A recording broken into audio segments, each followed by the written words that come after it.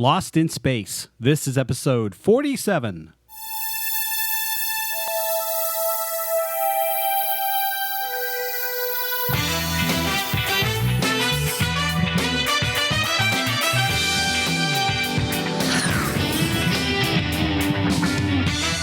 You're listening to 70s Trek with Bob Turner and Kelly Casto, the fan podcast that looks at Star Trek in the 1970s. It was the decade that built a franchise. If you were a child in the 1970s and you were around a TV after school, chances are you watched Lost in Space. I'm Bob Turner. And I'm Kelly Casto. The show celebrated its 50th anniversary in 2015, and it still has a lot of diehard fans. But it has just as many detractors, too. And we're going to talk about the show this week. Let's first remind listeners how they can reach us. Just go to our Facebook page at facebook.com/70strek. And we welcome you to leave a question or comment. I guarantee that we will respond. Yeah, we will. You can also send us email to 70strek@gmail.com, or you can find the show on iTunes. Just search 70s Trek in the podcast section. While you're there, why don't you leave us a rating or review? It helps other fans find the show.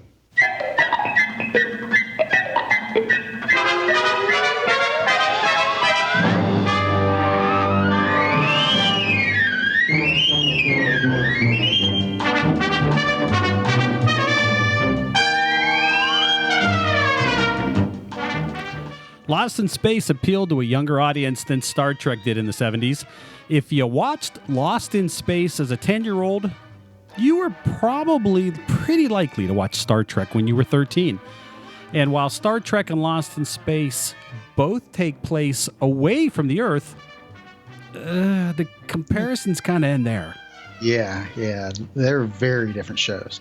In fact, Gene Roddenberry said something very similar when asked about Lost in Space. He said it does very well what it sets out to do, but it is a very different show. Yeah, maybe the differences lie with the creators themselves. You know, Gene wanted to talk about big issues and tell morality tales all wrapped up in sci-fi metaphors.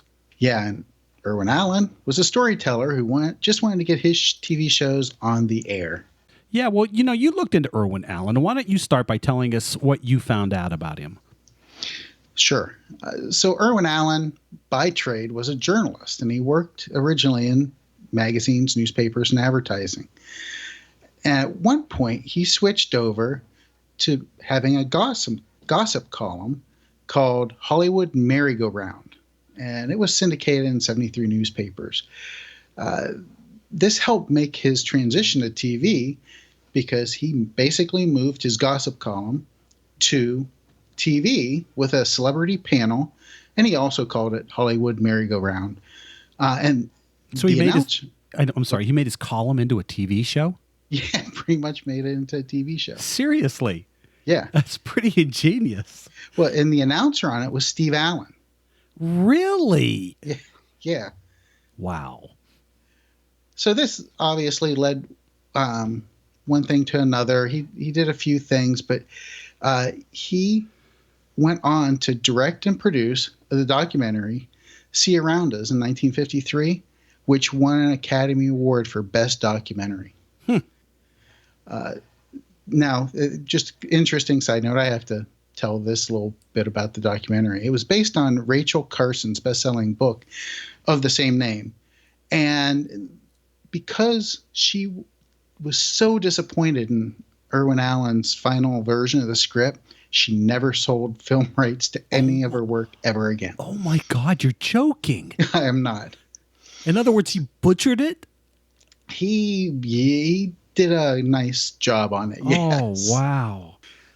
He moved on to commercial films, and he made a movie called The Story of Mankind. Now, this was a spoof on history, and it was a critical and commercial disaster. Ooh, ouch. So you'd think he'd be done, but no, he got a couple really big wins right after that. So he co-wrote and produced and directed The Big Circus in 1959, The Lost World, And if you remember The Lost World, it was, going back in time and dinosaurs and things, which they weren't really dinosaurs. They were just lizards. Who doesn't love big giant lizards? Yes, big giant lizards. And guess what? That saved him money, which we'll talk about in a few minutes. Next, he went on to Voyage to the Bottom of the Sea in 1961, which he later made into a TV spinoff, from the movie. And of course, these are all big box office successes. Did you ever find out, or did you come across why the TV show was so different from the movie? Because it kind of is. Yeah, he did a lot of different things to make it different. I mean, but a lot of it was around budget, and he was getting into, more of a less science fiction-y thing and still creeping into more of a fantasy realm. Oh, sounds like something that we might see again in different, yes. different series. Okay. Yes. Sorry, yes. Go ahead. So in the 60s, 1964, he had Voyage to the Bottom of the Sea go on. That did 110 episodes. Lost in Space, wow. which we'll get more into, had 84 episodes technically. Time Tunnel in 1966. So all of these are overlapping. You can kind of see a theme here. And Land of the Giants and had 51 episodes. And they're all overlapping. Now, so he was a very hot producer in the 60s. Oh, big time. These were all popular shows for the most part. They all kind of big budgets for TV. Land of the Giants actually had one of the biggest budgets ever for a TV show at the time. I think I read somewhere that the set for the Jupiter 2 on Lost in Space was actually the most expensive set to date, and it was more expensive than the Enterprise Bridge. Yes, it was something like $350,000 at the time. Yeah, I think you're right. Yeah, and for the pilot, they only had one level, and then for the unaired pilot, for the real pilot, they added a level. So they added the downstairs to the house. Yes, basically. They finished the basement. Right, they finished. Yeah, usually you start with the basement, but that's right. All right. But one of the points here I want to get to is Irwin Allen was kind of cheap. But he took advantage of his situation, right? He took things from Voyage to the Bottom of the Sea, a monster or some prop there, and would take it to one of the other shows, or vice versa. And then, one case there was a monster. I think it was in Lost in Space. It was Voyage to the Bottom of the Sea, and then he painted it and put it in Lost in Space the next week. So just kind of interesting. He was a little cheap. And on Saturday afternoons when Time Tunnel was on, or when Land of the Giants, or Voyage to the Bottom of the Sea, and you would like turn it on, and you just would happen to land on one where you saw the goofy alien from one of Lost in Space episodes, and you're like, oh wait, I think I know what that is. I've seen that before. Where did I see it? Oh yeah. As a kid, you don't think that stuff happens. You that's the farthest thing from your mind. Talk about producers like to talk about the fourth wall, the imaginary wall between the actors, the set, and then the viewing audience. That would totally break down that fourth wall for me. It was like, oh, you guys are cheap. Yeah, yeah. And I'm sure, as a kid, I never noticed it, but I'm sure adults noticed it. I'm sure they did. All right. Well, let's move on with his career a little bit here. We're moving to 1970. So this movie came out, not his movie, but this movie came out in 1970 called Airport. And I think this blew Irwin Allen's mind. And it had him change his direction from just sci-fi and doing sci-fi to doing disaster movies. and he became the king of disaster movies. He literally got the label, the master of disaster. And so what do we talk about? We talk about The Poseidon Adventure, 1972. He had a star-studded cast. And it was one of the biggest hits of the year.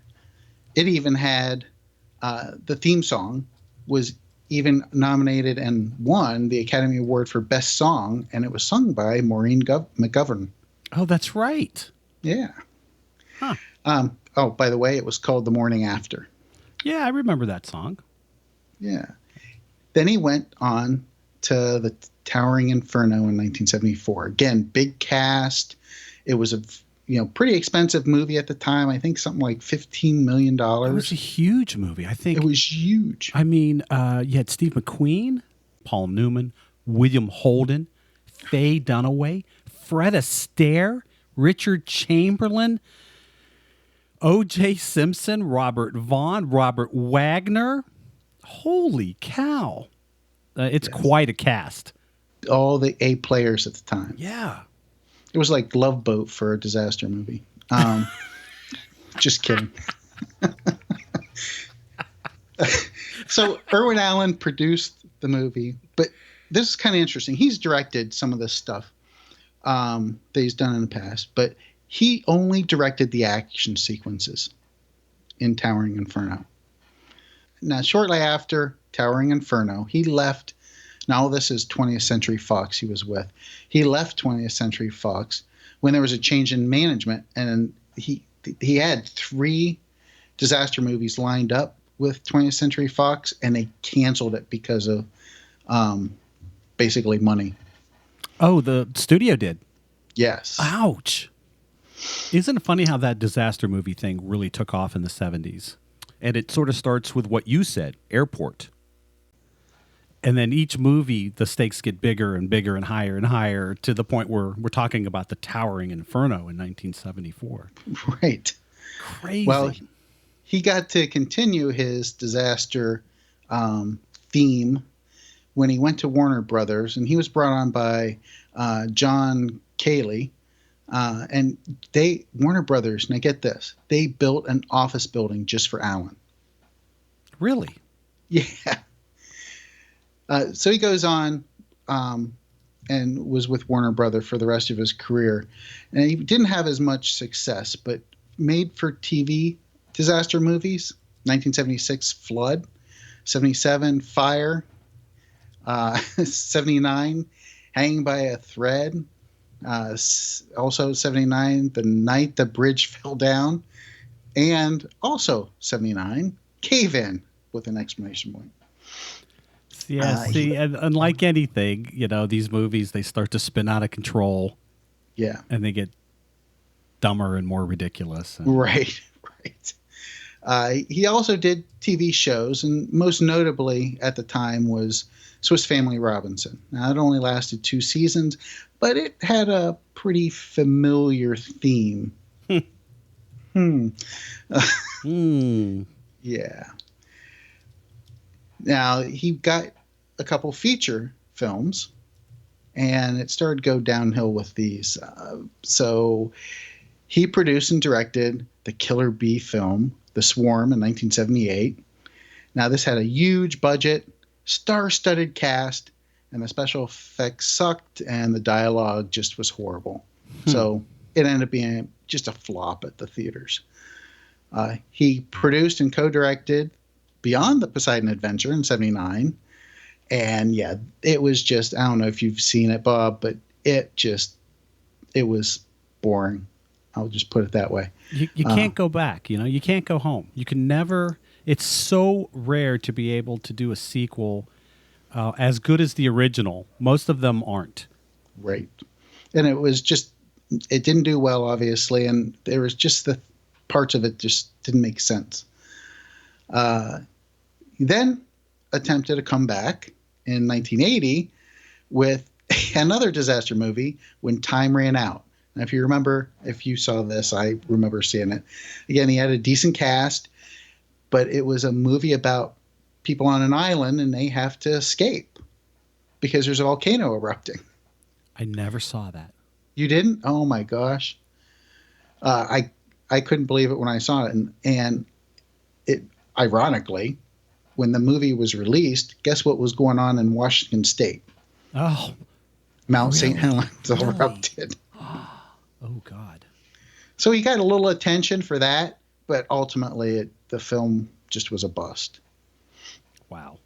So after these 3 major flops, big budget movies just didn't go anywhere. He didn't really get any big budget projects again. I'll fast forward a little bit here. He continued to work until 1986. He had to retire then because of health issues, and then later died on November 2nd, 1991 of a heart attack. Well, he did make quite an impact, that's for sure. Yeah. Now, one thing I found interesting, now towards the end of his career, he was a little confused about this new breed of movie makers coming up. Notably, George Lucas.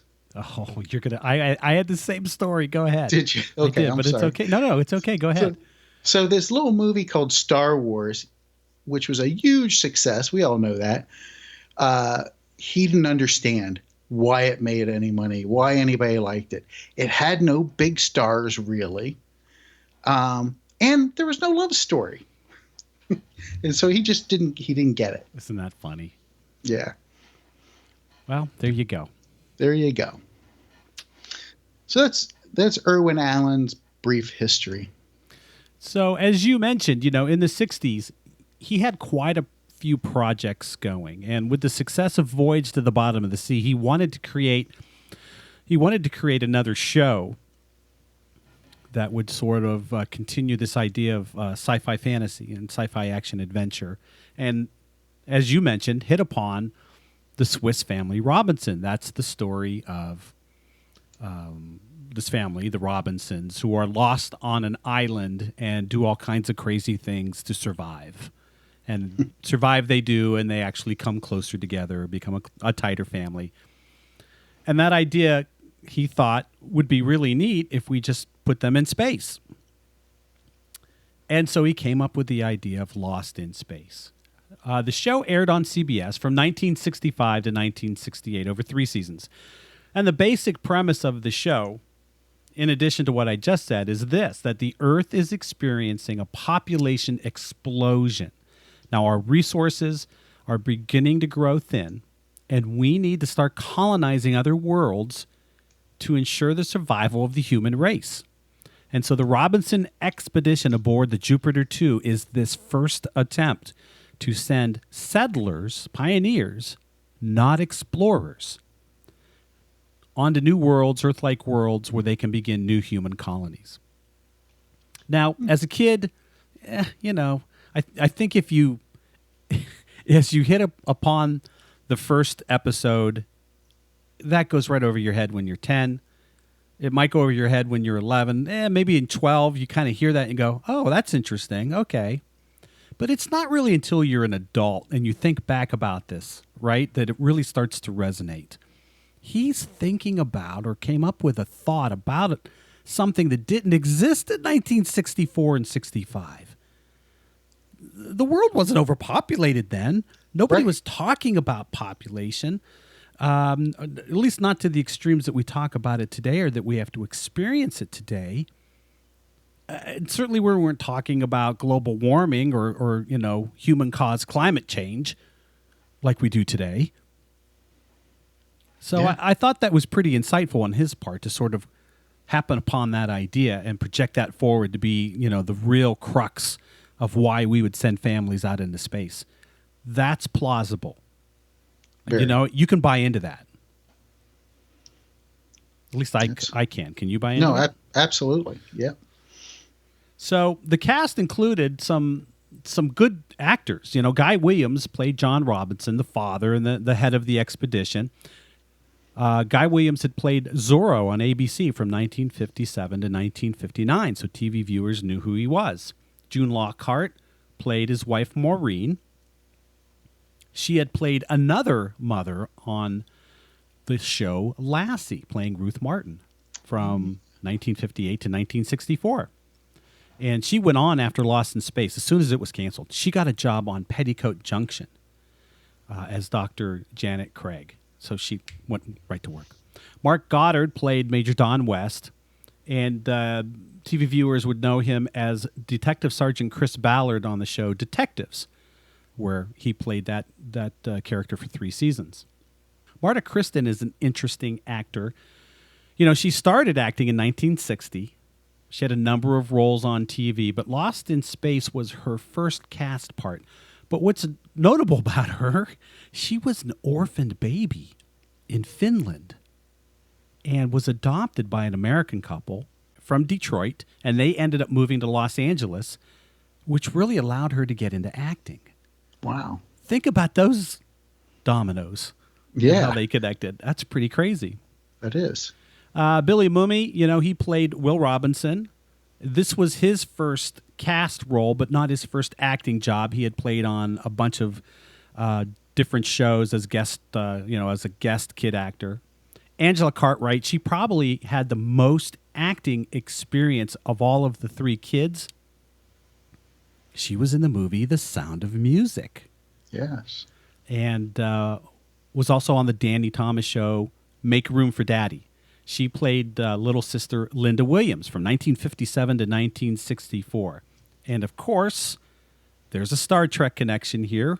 Her older TV sister on that show was played by Trek guest star Sherry Jackson, who appeared in the episode What Are Little Girls Made Of? And then we come upon Jonathan Harris. He co-starred as Bradley Webster in the TV show The Third Man. He co-starred with Michael Rennie. Rennie, we know, guest starred in the first season of Lost in Space. He was the keeper. But more importantly, Rennie played Klaatu in the movie The Day the Earth Stood Still, a film that had a pretty big influence on Gene Roddenberry. Absolutely. So I described the basic plot, and it's fairly serious. And the show starts off as a pretty intense action-adventure show. When you watch the first couple of episodes, it's real easy to get caught up into the action-adventure. Almost right away, the robot, the ship has been sabotaged. The robot has been programmed to go up and destroy all of their systems, and so everybody would die. Of course, Dr. Smith gets trapped aboard. He doesn't want that to happen because he's trapped aboard. Right. And so he wakes everyone up so they can stop the robot from destroying the ship. But for 1965, this is some pretty intense action. Yeah, it is. It's if you watch those scenes as a kid, you're like, holy cow, look at that thing. And I have to be honest, when I was a little kid first watching that, I was kind of afraid of the robot. And you are afraid of the robot for what, the next 2 or 3 episodes? I think it goes a little bit further than that, like episode 4. Easily. Yep, easily. The robot is a question mark. And so is Smith. Smith is an evil actor, an evil agent in this thing, and you really don't know what's going to happen from him. And Jonathan Harris did an incredible job portraying that. But he knew he had to do some more things. And so he decides to start playing his lines a bit over the top. He would take an average line and really oomph it to the point where Irwin Allen came up to him once and said, "I see what you're doing. Do more of it." Yeah. And he got Allen's permission to write his own dialogue. Yeah. When he was still kind of doing it subversively and changing scripts and whatever, he would pull Billy Mumy aside and rehearse what he was going to do with him. Crazy. I think what it was is he was afraid that Dr. Smith was going to be a character that was cut out of the show. And actually, it was intended, right? I think that was the intent. Yeah. Yes. But he plays Dr. Smith so well, and so, God, what's the word? Flamboyant. Yes. That he easily takes Dr. Smith from evil agent to laughable, goofy Dr. Smith that we all know. Troublemaker, selfish Dr. Smith.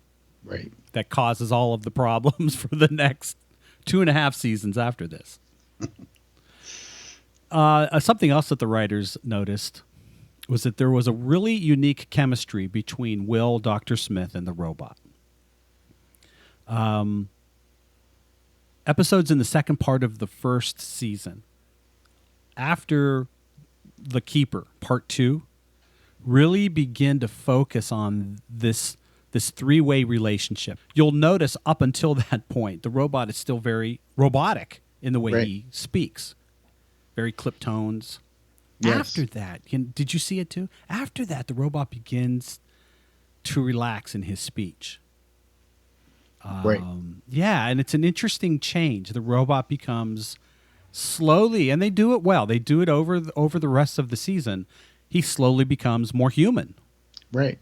And he becomes a character rather than a piece of machinery.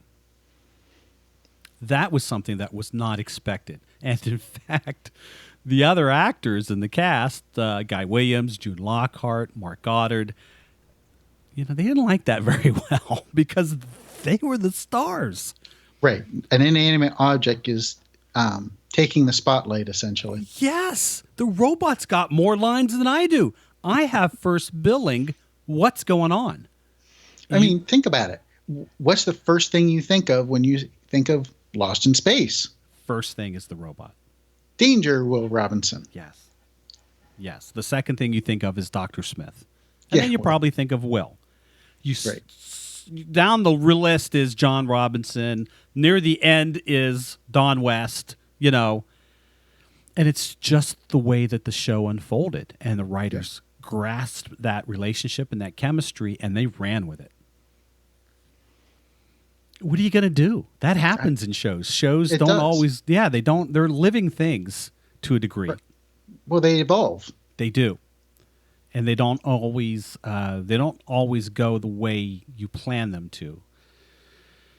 So, when you focus on, anytime you focus on Dr. Smith, you're going to be focusing on him for laughs. And because of that, the show moves from science fiction, action, adventure to a fantasy show. And it becomes a kids' show. Right. One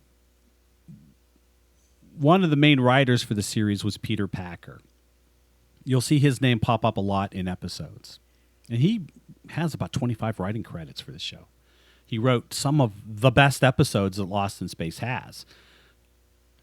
And unfortunately, he also wrote what is considered the worst episode, not only in Lost in Space, but it's one of the worst TV shows ever produced in TV history. I'm talking about, of course, the Great Vegetable Rebellion in season 3. During the filming of the episode, Mark Goddard complained. He said something like, 7 years of Stanislavski and method acting has culminated in me talking to a carrot. You kind of understand why you might be frustrated there. Yeah, just a little. During the shooting of the episode, Guy Williams and June Lockhart had a hard time keeping a straight face and playing it seriously. They would continually crack smiles, and chuckle. And it was so bad that they were written out of the next 2 episodes so they would not receive their pay. Jeez. Can you believe that? Unbelievable. I mean, one member of the production noted that Irwin Allen seemed scared of this story.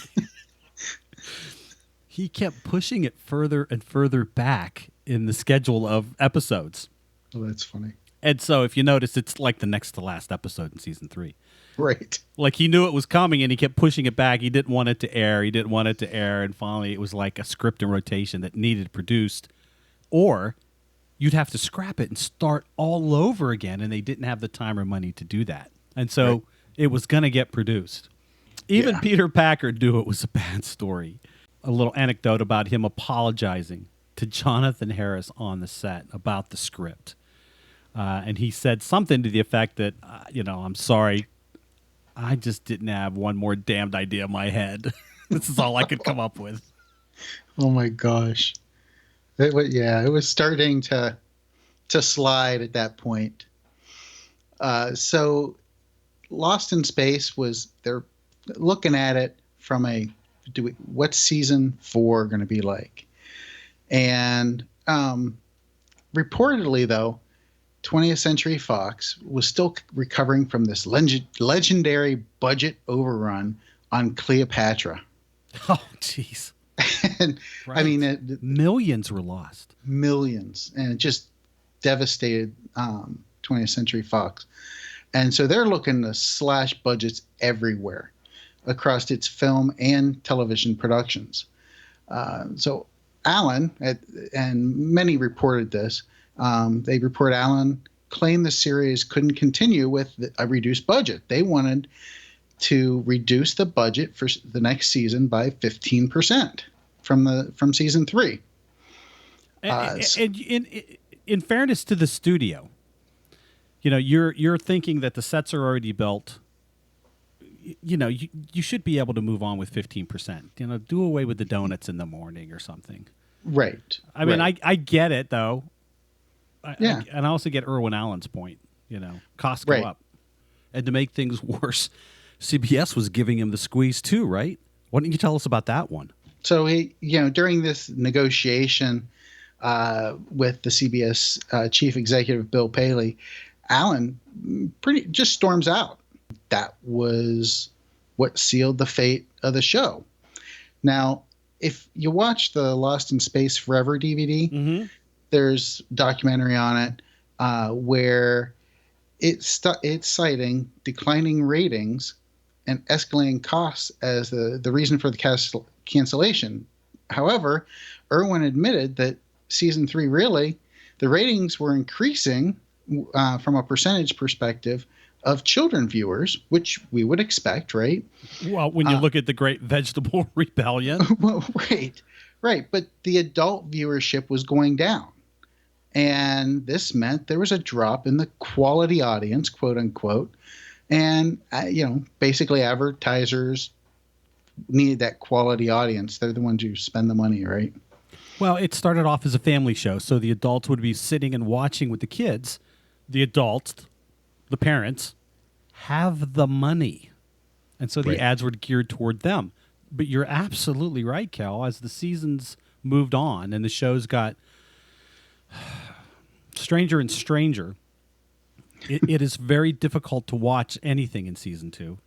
The parents just dropped away and said, I can't sit here and do this. Right, but the kids kept piling on.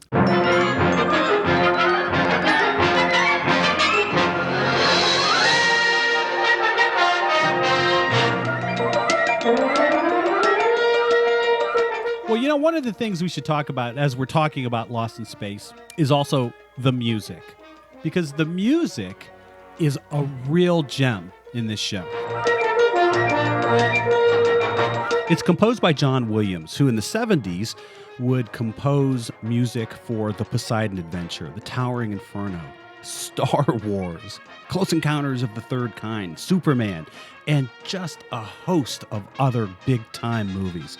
But here we get to listen to early John Williams, and it's a real treat. He wrote much of the music for the series. Not all of it, but a lot of it, especially the opening scores for seasons 1, 2, and the changed one even for season 3. I think the music captures every mood that the show's trying to create during those years and does a really good job. Now, the other thing that this show did, and again, it's Irwin Allen and he's saving a few bucks where he can, they reuse that music, man, over and over and over again.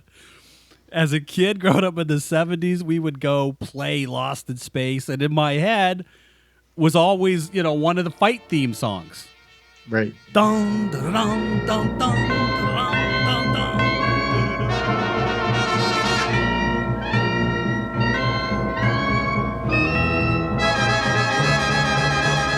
You always heard that when John Robinson was fighting some alien bad guy.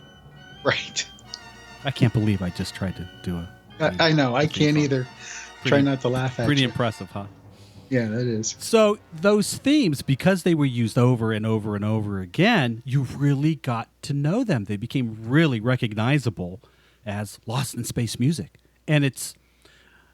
I don't know about you, but I can hear them today off someplace, and I'll go, oh, that's from Lost in Space. Yep. I know that. Yeah. There is a Trek tie-in here, too. One of the shows, or a couple of the shows, I should say, the music was composed by Alexander Courage. He composed 6 pieces of music in the second season. And, of course, Trek fans know Alexander Courage is the man who created the opening music for Star Trek. Yeah. So we have another Trek tie. Great. I also wanted to point out the special effects real quick. You know, Star Trek in the 60s, they were using optical effects.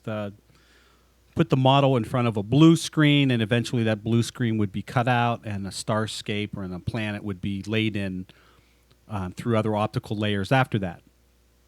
Lost in Space shot practical effects, in-camera effects, using a model against the background of a star field or a model against the background with a planet. This saved them time, and it saved them money. And then once they used those, they used them, like the music, again and again and again. We would see the Jupiter 2 approaching the same 1 or 2 planets all the time. And if you looked closely at the planets, you're like, yeah, I saw that last week. Oh, I saw that one 2 weeks ago. I saw that one 3 weeks ago. There were effect shots when rockets were fired. The ship, first of all, is a disc-shaped ship. Where the hell are the rockets? We were led to believe that there's this little pinched opening on this side that opens up, and exhaust flies out of that, and then it closes again. We never really saw it in scope of the full ship, so we don't really understand, at least in my view. We really don't understand how that all works. Right. But we saw that again and again and again.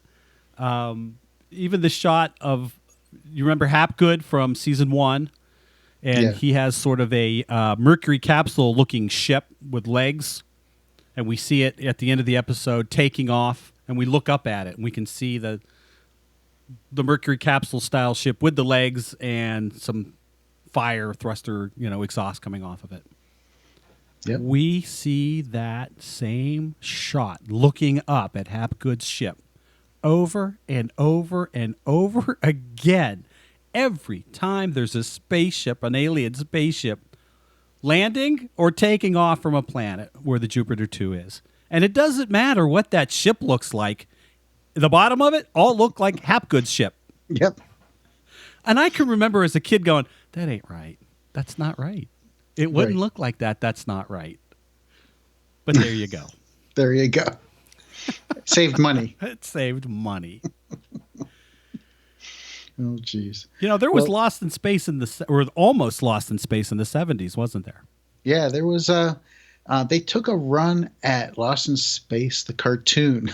So let me set this up for you.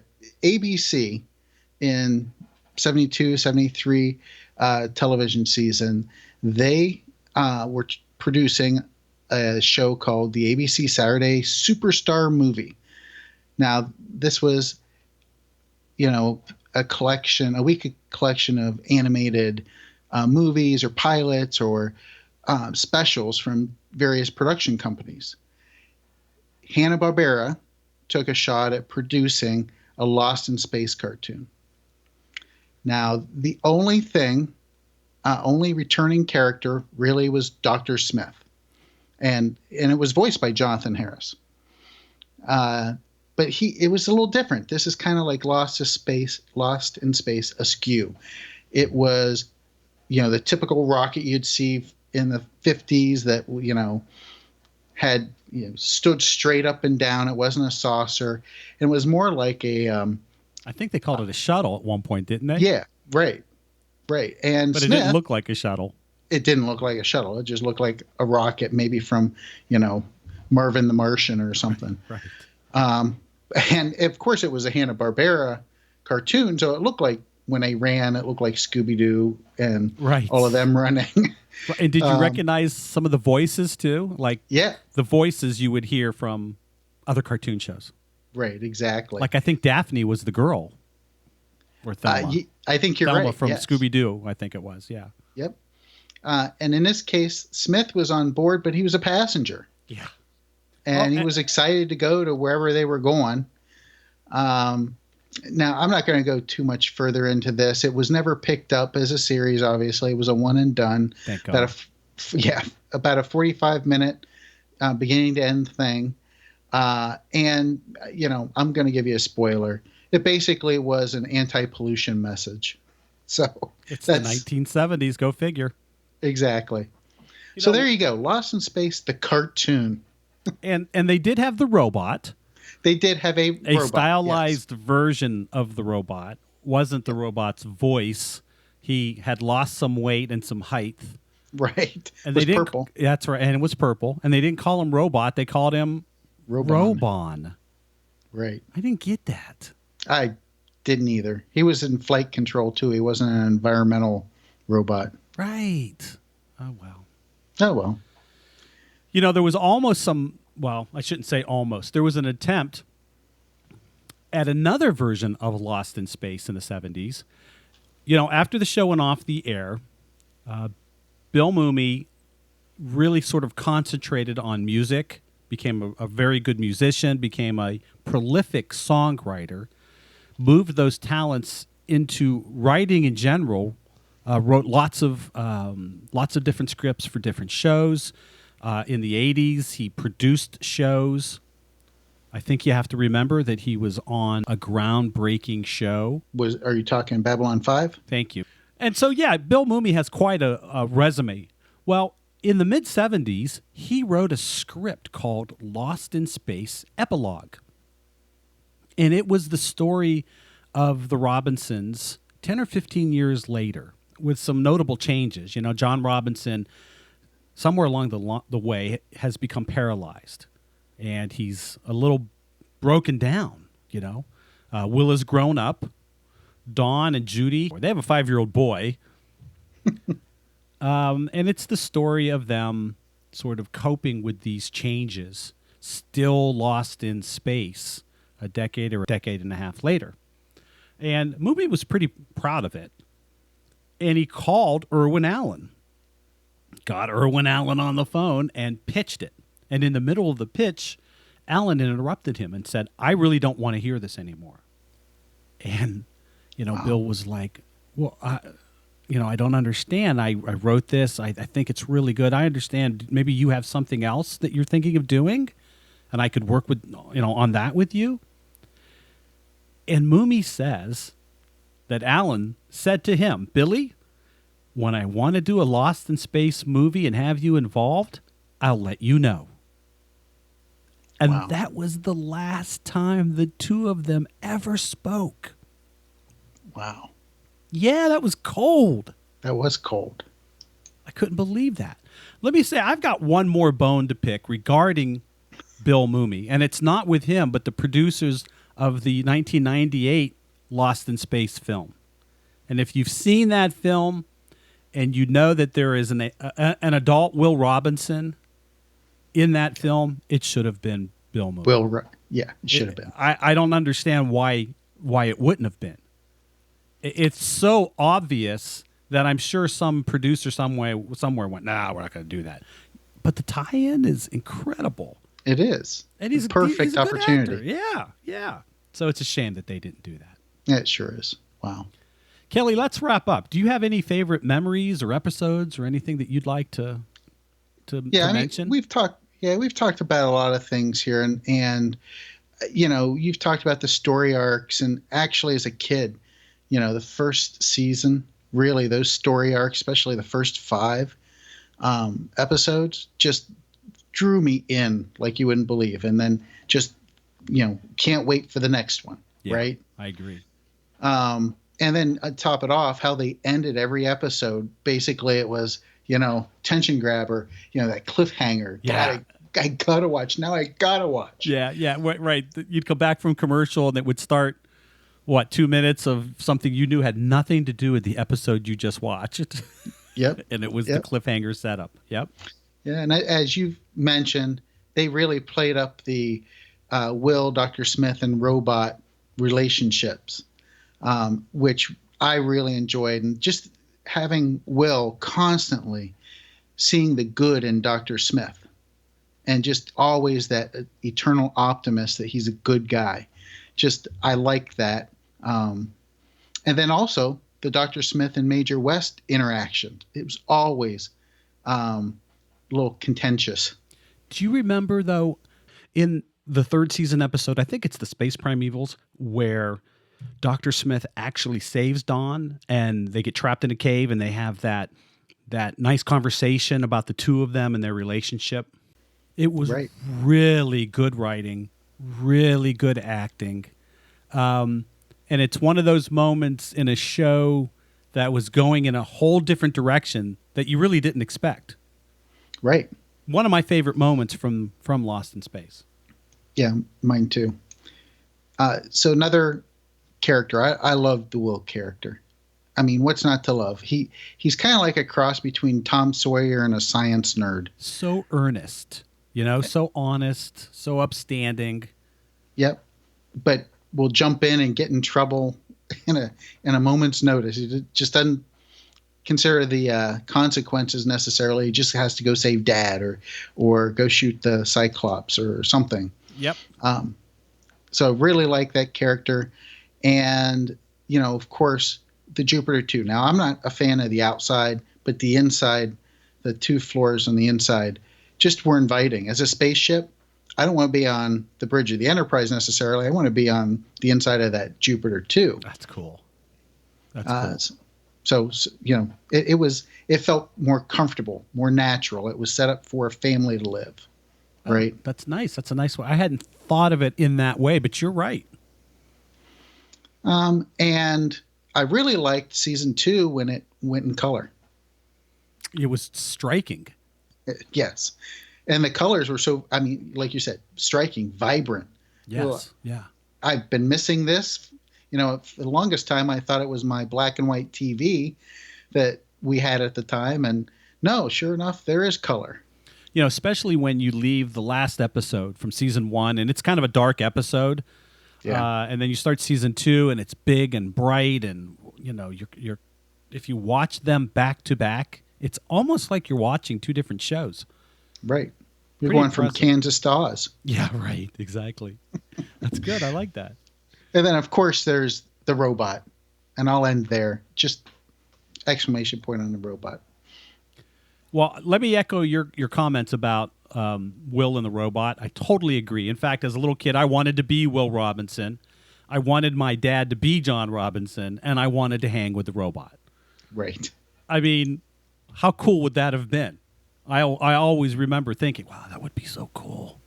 You could hang out with the robot. And I agree. I want to echo your comments about the Jupiter 2, too. I do like the outside, and I like the inside as well. I think it's a great set. It was, for its time, it was really convincing that this is a space vehicle that could be, flying in space. Right. They didn't explain a lot, but they didn't have to. They explained just enough when they needed to get you to believe that, yeah, there's some science here. And again, I'm talking about the early episodes. Later on, who knows what the hell was happening. Let me talk real quick about some of my favorite moments, if I could. Sure.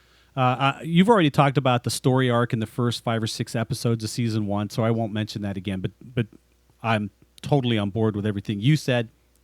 It pulls you in. That's some good TV. Even if you're not a sci-fi fan, you can kind of watch that if you're willing to forgive the 60s style technology. None of the computers have screens. Right. I was watching it, just getting ready for this episode, and that struck me. They're just looking at lights. Right. How do they know what's happening?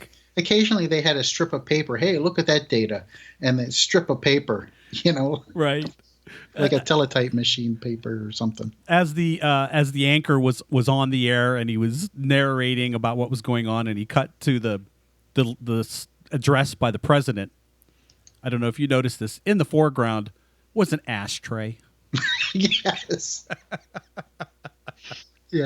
I mean, it's in a lot of ways it's dated, and yet that's also what gives it its charm. and, Right. and its style. It's very, very, very stylized. You recognize that it's lost in space technology that you're looking at. I liked the episode "The Sky Is Falling" from season 1, where the space family Robinson, colonizers, meet another family of colonizers from another world. Kind of a cool idea. Yes. Return from Outer Space, that's also from season 1, and this is the one where Will discovers a machine that can beam him to Earth. And he arrives at a small town that really doesn't take him very seriously. And he's trying to use the phone and get through to Alpha Control, but he just can't seem to get through. And time's running out, and he knows he's got to catch the beam back, to hook up with his family. And it just never quite works out because it's just a kooky little small town. Right. And it's a 10-year-old kid trying to do this. Yeah, but it's got a lot of charm too. It does. It's a neat idea, and I really like that. That was supposed to be like a Christmas episode, and it's the only time they did that. Follow the Leader, also from season 1. This is the one where John Robinson is possessed by an evil alien leader. Yes. And he wears that mask, and he wants to, take the Jupiter 2. I almost said the Enterprise. Wants to take the Jupiter 2 over, and I thought that was a really strong episode, only because it's Will pleading that he knows his dad's in there, and he's pleading for the love of his father that brings John Robinson back. That moment where they're on the cliff, and that guy, I think it's Casto, is about to throw Will Robinson over because he's the only one who knows. Really strong acting, and really, I thought, was really good writing for that day and age. Well, and think about it. How many times has that premise been used in sci-fi going forward? But not quite ever like that. Not quite like that, Yeah. but kind of that I pleading. agree with you, though. Yes. Dad, you're in there. I know you're in there. Yep. I have one episode from season 2 that I liked, and it is Trip Through the Robot. Yeah, that's a good one. That's one where the robot grows really big, and Dawn and John and I think Will, they go through the robot. And I always thought that was neat. Now, obviously, the insides of the robot aren't going to look that way. And when you crack the robot open in other episodes, you can see it doesn't look like that at all. But whatever, it was still a fun episode. I like that one. Now we're going to get to my favorite episode, and that's the Antimatter Man from season 3. And this is the one where John is replaced by his duplicate from a negative antimatter universe. And again, only Will and the robot know, and they have to travel to that other universe to save his dad. And I just thought that you and I had actually talked about it. When did this occur compared to Mirror Mirror in the second season of Star Trek? And we both found out that this actually was written and aired about a month and a half before Mirror Mirror, right? Right. So it's interesting. I mean, it's okay. I'm not looking to see who's the winner here, but it's interesting to see that these two episodes dealing with alternate universes and evil counterparts appear on really the only two space sci-fi shows within a month or a month and a half of each other. Right. That was ironic. It is ironic. Very interesting. And then the other one I liked in season 3 is The Time Merchant. I can't stand Kronos, the Time Lord. Can't stand him. Can't stand the first 10 minutes of that episode or any part of that episode where he's involved. He was clearly the vehicle to get Dr. Smith back on Earth prior to the Jupiter 2 taking off. When we go back to Earth, though, and we're with Dr. Smith, and the robot arrives and talks him and tells him, look, if you don't get on the ship, they all die. Yeah. And for 3 seasons, all we've heard is, I want to go back home. I want to go to Earth. That's all I want to do. You know, he sabotaged the ship. He's lied and cheated to try to go back to Earth. He's on Earth. And he decides to get back on board. Yeah. That's kind of a big moment for Dr. Smith. And it's a shame that it doesn't happen earlier, in season 1 or 2 for that character, because all of a sudden you would have felt very differently towards him as that show would have progressed. Right. And again, get rid of Kronos. Get rid of get the time tape, snip, snip crap. And oh my God, I was about to have an aneurysm. But the core of that episode is about Dr. Smith making that decision. We could have really focused on that a lot more, and it would have been a super episode. Right. And changed maybe the view of Dr. Smith earlier, if it was viewed earlier. Absolutely. Okay, this is it. Closing thoughts. Kelly. Right.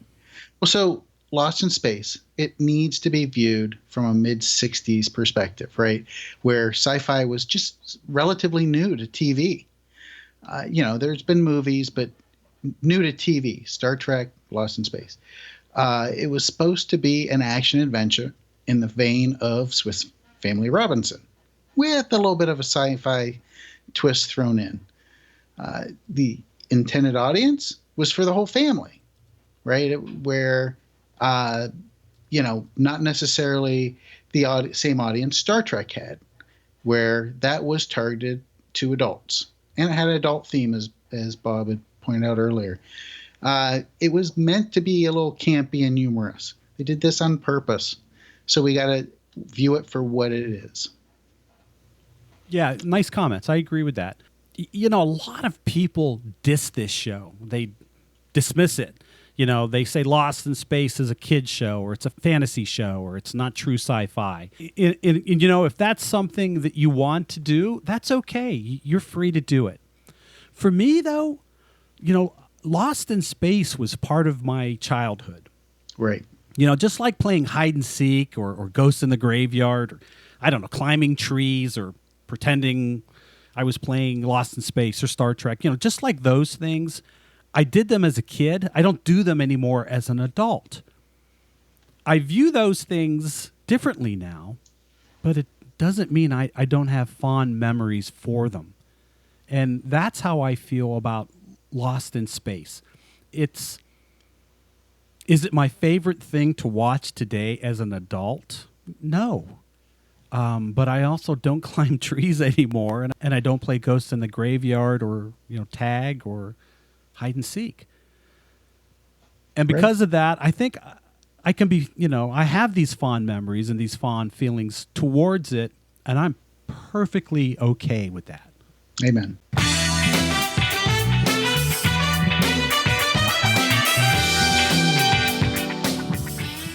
Next week, we take a look at Nichelle Nichols. See you then. Thanks for listening to 70s Trek, an independent fan production.